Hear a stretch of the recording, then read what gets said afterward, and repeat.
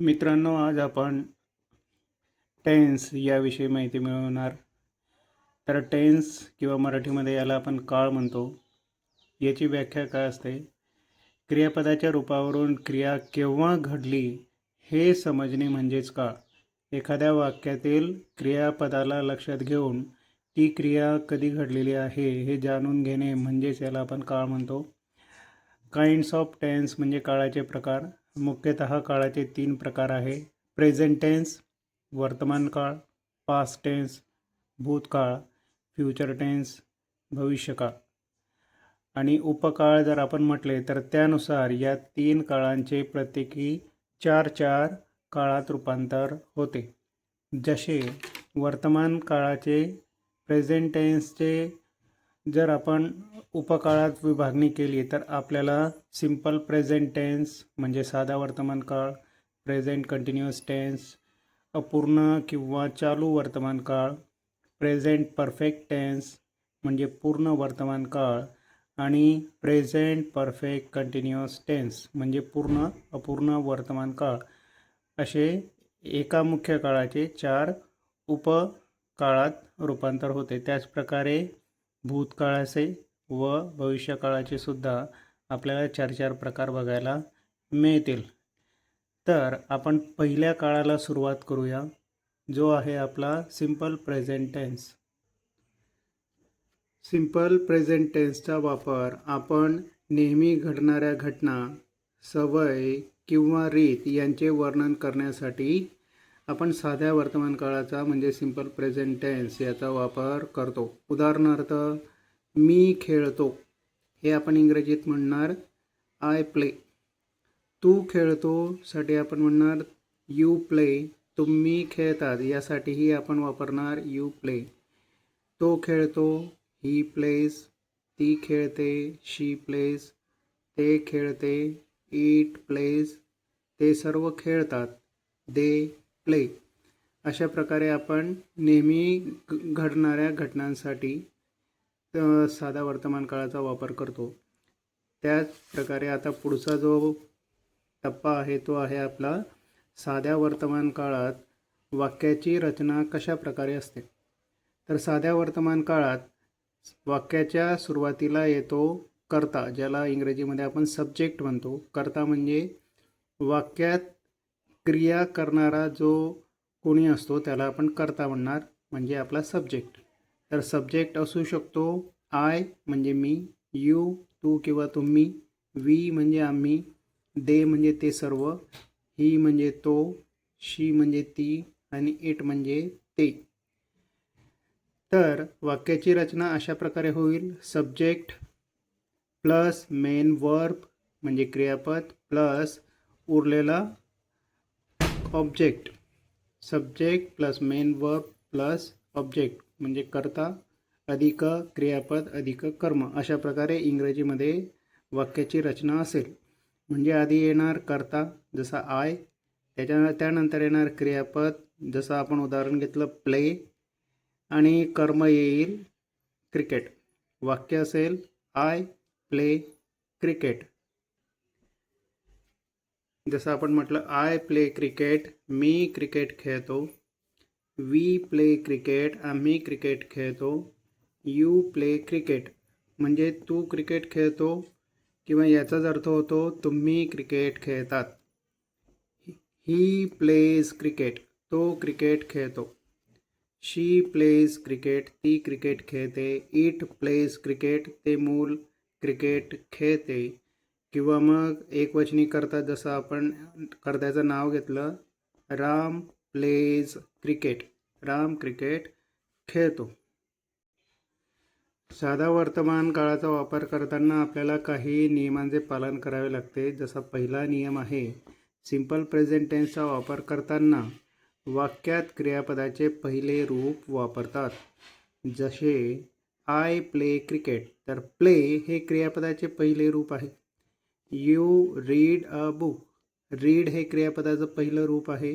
We sing a song, sing हे क्रियापदाचं पहिलं रूप आहे. या प्रकारे. त्याच्यानंतर दुसरा नियम आहे, या काळात कर्ता एकवचनी असल्यास क्रियापदाला एस किंवा ई एस लागतो. यासाठी एकवचनी क्रियापद हा आयसुद्धा आहे. आय म्हणजे मी, पण आयला हा नियम लागू होत नाही, म्हणून आय हा या नियमासाठी एक अपवाद आहे. जसं आपण उदाहरण जर घेतलं तर ही प्लेचं उदाहरण घेऊ आपण. प्ले या क्रियापदाला ही म्हणजे तो करता एकवचनी असल्यामुळे आपण लावणार एस, आणि मग कर्म आपण लिहू शकतो जसं he play cricket, he plays cricket. She म्हणजे ती करता एकवचनी आहे, तर आपण उदाहरण घेऊ जसं सेंग, पण करता एकवचनी असल्यामुळे आपण या ठिकाणी एस लावणार.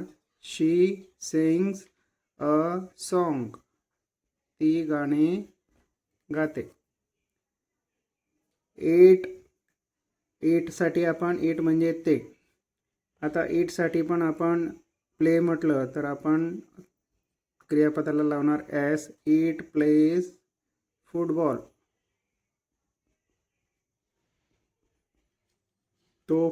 ते मूल फुटबॉल खेळते. राम हा एक करता असल्यामुळे राम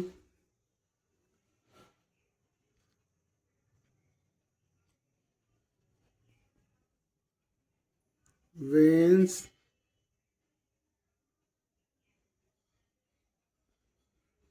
मॅच, राम हा मॅच जिंकतो. राम हा असा प्लेयर आहे जो नेहमीच मॅच जिंकतो. या प्रकारे आता क्रियापदाला ई एस कधी लागेल? करता एकवचनी असला पाहिजे, आणि क्रियापदाच्या शेवटी जर S, S H, C H, X, O, Z या प्रकारे असतील तर क्रियापदाला ई एस लावतात. उदाहरणार्थ ही वॉचेस मूवी, तो मूवी पाहतो. या ठिकाणी करता ही एकवचनी आहे, क्रियापद आहे वॉच. क्रियापदाच्या शेवटी सी एच असल्यामुळे आपण याला लावतो ई एस, कारण की करता हा एकवचनी आहे. ही वॉचेस मूवी.